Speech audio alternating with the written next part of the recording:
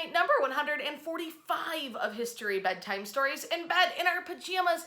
And tonight's episode, a little bit of adult themes, so maybe keep that in mind. Watch it first if you've got kids with you. Teachers, don't assign this one to the kids. So tonight I want to talk to you about the family theater, which sounds great and cuddly and warm and lovely and like something we would all want to take our toddlers to. But the family theater opens on May 3rd of 1909, and it's not built from the ground up as a theater. In fact, it's a vaudeville theater built into what had been the 1880s Kirkwood Hotel. So the Kirkwood Hotel is kind of carved out to make room for this theater, which originally operated as a vaudeville theater. For the family theater, vaudeville was this rage sweeping across America, and they really cashed in on it. Jugglers, vaudeville musicians, people who did all sorts of acts from fire breathing to magic to my favorite and weirdest, ventriloquism, having a, you know what I mean, the lips don't move. So as this vaudeville stage evolves and grows, people know the family theater as a hot spot to watch vaudeville in Detroit. Then the miracle of the movies happens.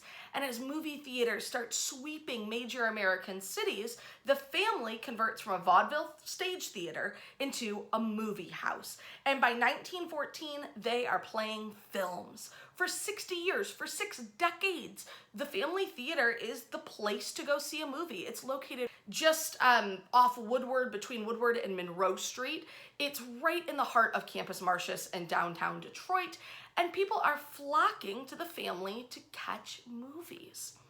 But as the 60s and 70s approach, the dynamic downtown is changing.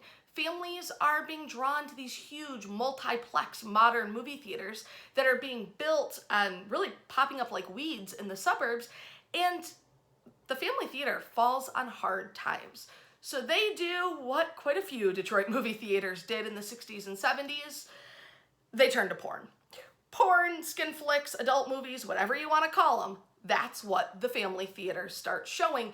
And don't even get me started on how weird it is that they kept the name the family theater once they turned into a adult film theater.